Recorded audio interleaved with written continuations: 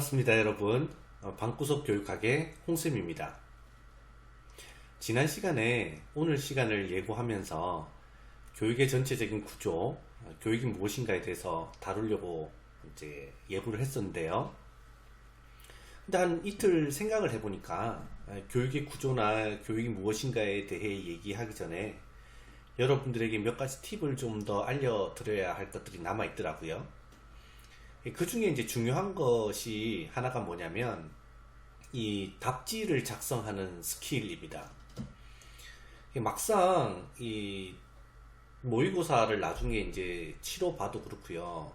막상 이렇게 이제 막 연습을 많이 해보기는 하는데 실제 답지를 놓고 연습을 해보지 않으니까 이 쓰는 감을 못 잡으시는 분들이 되게 많아요. 그러니까 연습을 미리 여러분들이 교육학 논술 연습을 미리 할 때 A4지라든지 연습장이라든지 이런 데 연습을 하지 말고 지금 화면에 보면 견본이 나와 있죠. 이거 지금 구글에서 제가 다운받은 거거든요. 이게 2018년도 여기 보세요. 2018년도 중등학교 교사 임용 후보자 선정 경쟁 시험 1차 시험 답안지 중에 1교시 교육학 논술에 대한 것들 나와 있죠. 예, 나와 있어요. 그러면 전공도, 예, 전공도 있습니다. 찾아보시면 전공도 2교시, 3교시, 그러니까 전공 1차, 전공 2차 이렇게 답지들이 구글에 나와 있어요. 그래서 미리 이 답지를 좀 눈여겨보고 눈에 익혀 두는 것이 중요하고요. 예, 특히 권해드리고 싶은 것은 이 답지와 아주 유사한 형태, 같은 형태면 가장 좋고요. 같은 형태 또는 유사한 형태의 크기 그리고 이 배치 이런 것들을 좀 미리 비포 용지 같은 데다가 여러분들이 좀 복사를 해서 이 크기가 비포 정도 되거든요. 미리 이걸 복사해서 여기에다 계속 쓰는 연습을 해야지 A4지에서 연습하다가 실제로 시험장에 가서 내가 갑자기 한꺼번에 비포로 옮겨 쓰려고 하면 도저히 분량에 대한 감을 못 잡아요. 그렇기 때문에 이 답안지를 미리 좀 제가 보여드리고 이 답안지 작성에 대한 몇 가지 꿀팁들, 아주 중요한 팁들입니다. 를 여러분들에게 좀 안내해 드리려고 합니다. 답안지가 이제 2018년 건데 선생님 최신 버전 아니잖아요 이렇게 얘기하실 수 있는데 검색해 보면 2015년, 2017년, 2018년 이런 게 가장 많이 등장하는데요. 똑같습니다. 대동소이해요. 이게 뭐 흑백으로 공개가 됐냐, 파란색이냐, 초록색이냐, 뭐 이런 차이밖에 없지 거의 비슷합니다. 그래서 이런 형태로 여러분들이 나중에 답지를 받게 될 거다라고 생각을 하시면 되겠고요.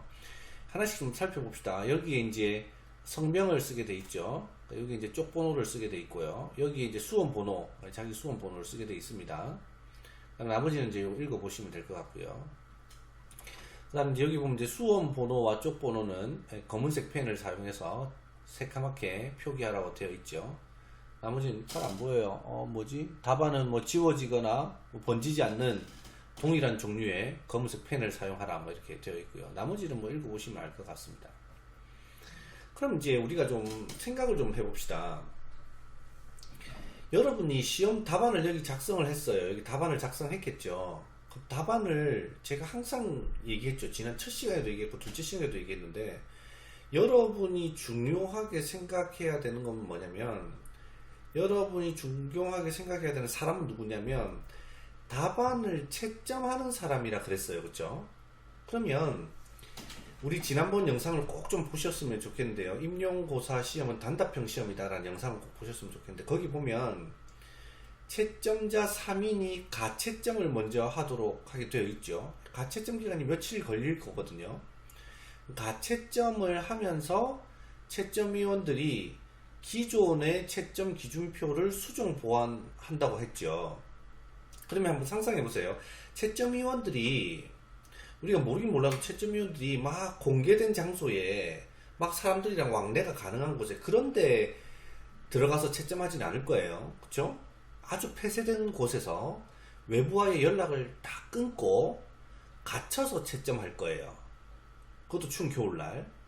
그러면 그렇게 갇혀서 거의 감금된 상태로 채점을 하다 보면 그게 가채점 기간이 며칠 이제 지나보면 사람이 이게 보통 사람이 어떻게 해서 멘탈이 나가버린다고요.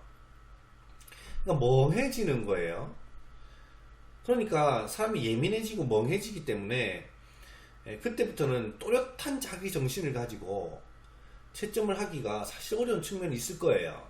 물론 뭐 채점위원들이 다 뭐 이상하게 이렇게 해서 채점하신다는 뜻은 아니고요. 제 생각에 그래요. 여러분 생각도 한번 상식적으로 생각해 보세요. 갇혀서 며칠간 가채점을 해가지고 서로 치열하게 토론을 하고 이게 내가 한 사람의 또는 여러 사람의 인생을 좌우할 수 있는 답안을 채점하는데 얼마나 신경을 쓰고 얼마나 피로하겠어요. 피로가 누적된 상태라고요. 그렇게 피로가 누적된 상태에서 신경이 예민한 상태에서 본 채점이 시작돼요. 그렇게 본 채점이 시작되는데 여러분들이 제출한 답안이 예를 들어 답안이 이렇게 묶음식으로 올 거예요. 한 장 한 장씩 오진 않을 거라고요. 묶어가지고 예를 들면 뭐 부산 지역, 서울 지역 이렇게 묶어서 오겠죠. 그 묶어져서 오는 답안이 운이 좋으면 내 묶음 답안이 맨 위에 있어가지고 채점자들이 그래도 이렇게 아침에 일어나서 이제 맑은 정신에 조금 더 컨디션 좋을 때 위에 내가 답안지가 위에 있거나 조금 더 밑에 한 위에서 뭐 몇 군데 밑에 이렇게 딱 끼어 있어서 채점자들이 아주 또렷한 정신에 채점을 할 수 있는 위치에 내 답안이 쏙 들어가면 참 감사한 일인데 채점위원들이 이제 저녁 먹을 때 다 돼가고 이제 하루 왼쪽을 채점해가지고 피곤해 지치고 쩔어 있는 이런 상태에서 내 답안을 만난다고 생각해 보세요. 그러니까 내 답안이 이렇게 답안을 묶은 것 중에서 맨 밑에 가 있거나 맨 밑에 앞에 가 있거나 이런 경우가 있다고 생각해 봅시다. 그럴 수도 있잖아요. 그렇죠? 자, 그러면 채점위원들이 매우 피로하고 하루 종일 고생했죠. 몇 날 며칠 고생했죠. 그래가지고 빨리 끝내고 저녁 먹으러 가고 싶은 이 타임에 여러분의 채점지를 받았어요. 답안지를 받았어요. 그러면 정말 인간 성심성의껏 막 이성적으로 성심성의껏 해주고 싶어도 내가 너무 극도로 피로한 상태면 내 의식이 내 몸을 못 이길 수도 있잖아요. 그렇기 때문에 진짜 중요한 거 있잖아요. 글씨. 잠시만요. 펜 좀 바꾸고요. 진짜 중요한 건요. 글씨 예쁘게 써야 돼요. 무조건 글씨 예뻐야 돼요. 글씨 그리고 또렷하게 써야 돼요. 또렷하게 써야 된다고. 이게 러시아 말인지 아라비아 말인지 사우디아라비아 말인지 뭐 이렇게 뭐 한국어인지 모를 정도로 이상하게 흘려 쓰죠. 처음에 심사위원들이 한번 여러분이 심사위원 됐다 하면 입장 바꿔 생각해보세요. 처음에는 꼼꼼하게 매기겠죠. 아유 그래도 이게 한 사람의 인생이 달린 건데 이러면서 꼼꼼하게 매길 거라고요. 근데 나중에 가면 어떻게 생각이 바뀌겠어요? 아니 이렇게 중요한 자기 인생이 걸린 시험을 치면서 글씨를 이따위로 써가지고 말이야 알아보지도 못하게 써가지고 이 되겠나? 이래서 나중에는 사람이 감정을 가진 동물이잖아요. 심사위원분들이 나빠서가 아니고 감정을 가진 사람이기 때문에 누구나 다 그럴 거라고. 그래서 날려버릴 수도 있는 거예요. 여러분의 답지가 밑에 꽂혀 있으면. 그래서 분명히 답지 쓸 때 정말 중요해요. 이거 글씨 평소에 1년 동안 2년 동안 3년 동안 여러분 천천히 쓰더라도 글씨 예쁘고 또렷하게 쓰는 연습 꼭 해두세요. 꼭 해두셔야 돼요. 이게 첫 번째예요. 두 번째, 제가 답지 쓰는 법에 대해서 여러분들한테 전달하고 싶은 말을 한글 파일로 만들어 가지고 제 블로그에 올려놨거든요. 그러니까 그 블로그에서 꼭 다운받아 보시면 제가 지금 하는 말들 요 1번 빼고는 다 있어요. 하는 말들 다 있을 테니까 영상 보시면서 그 파일, 한글 파일, 답지 쓰는 법이라는 한글 파일 다운받아 가지고 같이 보시면 훨씬 더 도움이 되실 겁니다. 자, 그러면 우리가 2019년도하고 2020년도하고 기출문제 지난번에 분석했었죠. 2019년도도 마찬가지고 2020년도도 마찬가지고 뭐 어떻게 돼 있었냐면 서론, 본론, 결론 이렇게 돼 있는데 본론이 다 몇 개로 구성되어 있었죠? 하나, 둘, 셋, 네 개로 구성되어 있었어요. 2019년도 것도 그렇고 2020년도 것도 그렇고 그쵸? 그럼 이게 서론부터 결론까지가 총 몇 개의 섹터로 구성되냐면 6개의 섹터로 구성되죠. 섹터 영어로 못 써요 나. 부끄러워요. 미안해요. 그러니까 6개의 섹터로 구성된다고요. 무슨 뜻이냐면 서론 하나, 본론 하나, 둘, 셋, 넷, 결론 하나 이렇게 구성되니까 총 6개의 섹터가 된다고요. 이건 이해되죠? 그러면 6개의 섹터를 균등 분할하세요. 자, 이게 무슨 뜻이냐면 한번 봅시다. 여기 여러분 잘 보일지 모르겠는데 여기 보면 이렇게 5줄 간격으로 진한 줄이 끄져 있어요. 그죠? 5줄 간격으로 진한 줄이 그어져 있다고요. 그렇죠? 이렇게 그어져 있죠.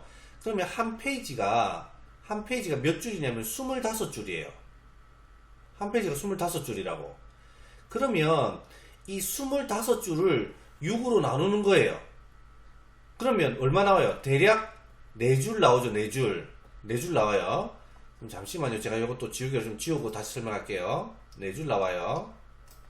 그러면 어떻게 하냐면 여기서부터 4줄씩 끊어요. 하나, 둘, 셋, 4줄 여기서 끊어요. 요렇게 연필로 끊어놔. 답지에 요렇게 끊어놔. 아이고 또 이게 지우개가 됐네. 잠시만요. 여기서 다시 하나, 둘, 셋, 4줄로 끊어요. 이렇게 연필로 살짝 끊어놔. 이렇게 끊어놔. 그 다음에 또 하나, 둘, 셋, 4줄 끊어. 여기 또 살짝 끊어놔. 또 하나, 둘, 셋, 넷, 4줄 끊어놔. 그 다음에 또 하나, 둘, 셋, 4줄 끊어놔. 그 다음 또 하나, 둘, 셋, 4줄 끊어놔. 그 다음에 여기 끊기겠죠. 그럼 여기서부터 여기까지를 내가 서론으로 쓴다고 생각해야 돼. 서론으로. 그럼 여기서부터 여기까지가 본론 1이고, 여기서부터 여기까지가 본론 2고, 여기서부터 여기까지가 본론 3이고, 여기서부터 여기까지가 본론 4고, 여기서부터 여기까지가 결론을 쓰면 돼. 그런데 여기에서 한 줄씩 밀릴 수도 있어요. 왜 한 줄씩 밀리느냐? 여기에 내가 만약에 제목을 쓰게 된다면 한 줄 제목을 쓰면 이거 25줄이니까 딱 맞죠? 한 줄씩 뒤로 밀리니까. 그렇죠? 그럼 이렇게 해봅시다. 다시 정리를 할게요.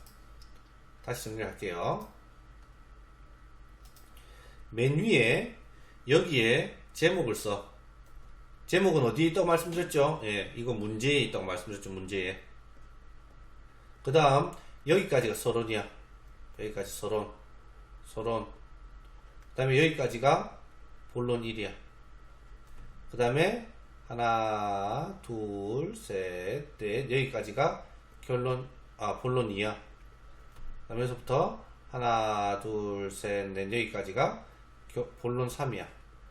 여기서부터 하나, 둘, 셋, 넷, 여기까지가 본론 4야. 여기까지가 결론이야. 그냥 한 장에 끝낸다 생각해요. 뒷장 넘어간다 생각하지 말고 그냥 한 장에 끝낸다 생각해요. 중요한 건 본론 1부터 본론 4까지 뭐가 있댔어요? 여기에 정답이 있댔어요. 정답의 힌트는 어디 있댔어요? 지문에 있댔어요. 기억나야 돼요. 계속 반복하는 이유는 그만큼 중요하기 때문이에요. 서론 어디 보고 쓰랬어요? 문제에서 보고 쓰랬어요. 문제에 없으면 어디 있댔어요? 지문에 있댔어요. 이거 내가 어디서 얘기했어요? 2020 기출문제 분석할 때 문제 있다 얘기했고, 지문에 있는 건 2019에 있는 것을 땡겨 쓰면 된댔어요. 결론은 어디에 쓰면 된댔어요? 주제문을 한번 쓰고 주제문 더하기 본론 요약을 했어요. 그쵸? 서론은 주제문 쓰면 된댔어요. 주제문 더하기 문제를 쓰라 했어요. 기억나야 돼요. 자, 요렇게 4개씩 끊었어요. 이게 1단계예요. 6구역으로 나누어 균등 분할한다. 뭐를요? 답지를. 이렇게 균등 분할한다. 이게 2번이에요. 자, 그 다음에는 어떻게 하냐면 균등 분할하고 나면 자, 여기에서 여기까지 서론이고, 자, 본론 1을 봅시다. 여기까지가 본론 1이죠. 본론 1이에요. 그러면 2020년 기출을 예를 들면 본론 1의 정답이 뭐였죠? 처음에 비고츠키 미안해요. 비고츠키 지식론에 이거 연필 다시 지울게. 이거 잠시만 마음이 급해가지고 이거 좀 지우고요. 다시 1번에 본론 1번의 정답이 뭐였냐면 비고츠키 지식론의 명칭이었어요. 그게 사회적 구성주의죠. 사회적 구성주의. 그러면 제가 아까도 말씀드렸다시피 여러분의 답지가 최악의 경우 제일 밑에 심사위원이 저녁 먹으러 가기 직전에 가장 마지막에 심사위원이 피로도가 극도로 올라갔을 때 여러분의 답지를 채점한다고 가정했을 때 여러분이 사회적 구성주의란 답을 어디 쓰면 좋냐면 가장 먼저 써요. 여기에 첫째 쓰고 첫째 비고츠키의 관점에서 바라본 지식론의 명칭은 사회적 구성주의이다. 지금 제가 이게 이 화면에서 쓰기 때문에 글자가 크게 보여서 이렇게 쭉 갔지만 이거 쓰면 한 반도 안 가요. 요 정도밖에 안 갈 거라고요. 그러니까 제가 지금 하고 싶은 말의 핵심은 뭐냐면 키워드, 이게 키워드였잖아요. 그죠? 이게 키워드라고. 키워드와 정답은 어디에다 쓰자면 여기다 먼저 이게 요석 구역으로 나눈다. 이게 어디로 사자노? 요석 구역으로 나눈다. 그 다음에 세 번째 키워드와 정답은 그 섹터의 가장 첫 줄 처음에 나오게 써야 돼. 자, 여기다 다시 내가 옮겨 쓸게요. 본론 1은 정답이잖아요. 그죠? 정답을 써야 돼요. 본론 2도 정답을 써야 돼요. 그죠? 정답을 써야 된다고. 그럼 이 정답을 쓸 때 항상 맨 윗줄, 해당 섹터의 맨 윗줄, 맨 처음에 쓰시라고. 뭐 다른 말을 구구절절 쓰고 나서 그것이 사회적 구성주의 때 쓰는 거 필요 없어. 망고 필요 없어. 채점자는 뭐만 본다? 사회적 구성주의라는 단어가 들어가 있는가만 본다. 여러분이 글자를 금과 옥조같이 잘 쓰느냐, 이 글이 정말 사람들로 하여금 설득력이 있느냐, 이 글이 정말 논술문으로서 정말 아름다운 글이냐, 전혀 보지 않는다. 채점자는 여러분들이 사회적 구성주의라는 단어를 썼느냐 안 썼느냐를 본다.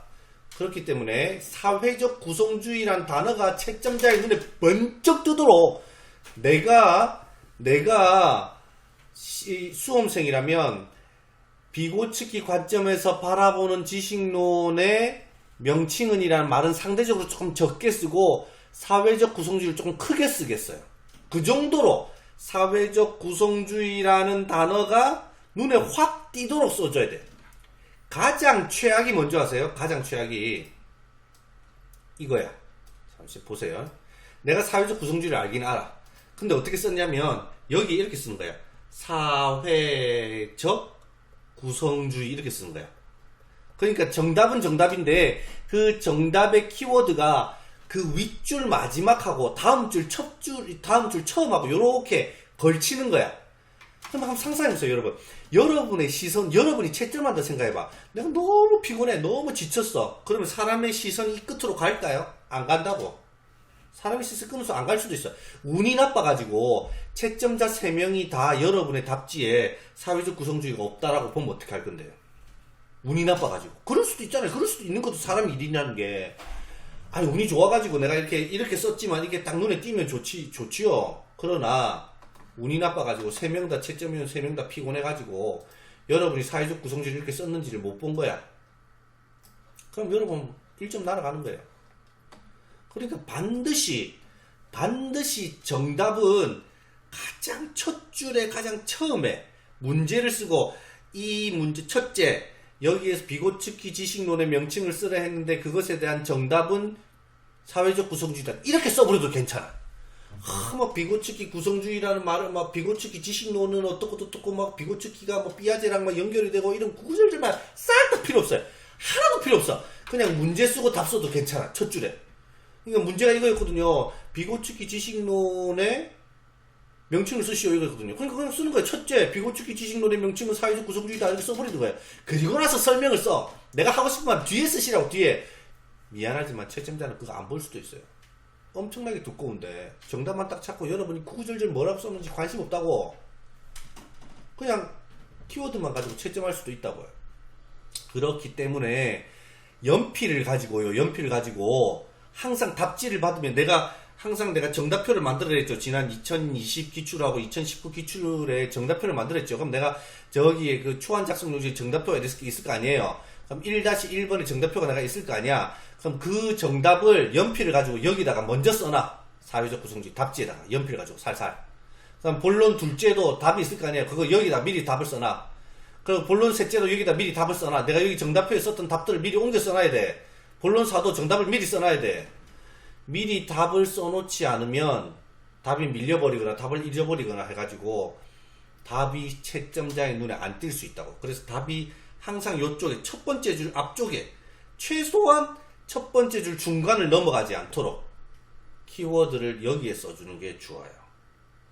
그 다음에 진짜 중요한 것은 그래서 두 괄식 형태로 정답부터 쓰고 그 다음 양괄식. 제일 안 좋은 게 미괄식이야. 그렇게 쓰면 안 좋아요. 글을 쓰지 마시라고. 키워드 정답이 극도로 피곤해 있는 채점자가 바라봤을 때 눈에 잘 띄는 곳에 답지에 위치시키라고요. 그리고 여러분도 한번 글을 읽어봐요. 뭐는 이랬고 뭐는 저랬고 뭐는 요랬고 뭐는 이랬고 뭐는 저래서 뭐는 이렇고 뭐는 이렇고 뭐는 이렇다. 읽고 싶겠어요? 읽고 싶지 않다고.